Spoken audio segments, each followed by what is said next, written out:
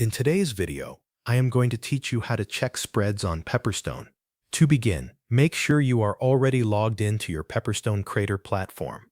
Once you are inside the platform, go to your watch list and find the trading instrument you want to check.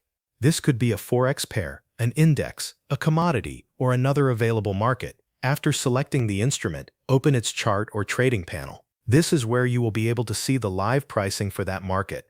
On the platform, you will usually see two prices displayed. These are the buy price, also called the ask price, and the sell price, also called the bid price. To check the spread, look at the difference between the bid and ask prices. The spread is simply the gap between those two values. If the difference is small, that means the spread is tighter. If the difference is larger, that means the spread is wider. This gives you a quick view of the current trading cost for that instrument. If your platform view includes extra pricing tools, you can also open the market depth or trade panel.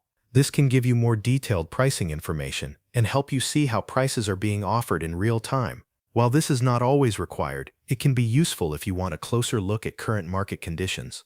Keep watching the bid and ask prices for a moment so you can see how the spread changes. Spreads are not fixed all the time. They can move as market activity changes, especially during major news events, lower liquidity periods, or times of high volatility. Monitoring the spread before entering a trade can help you make better timing decisions.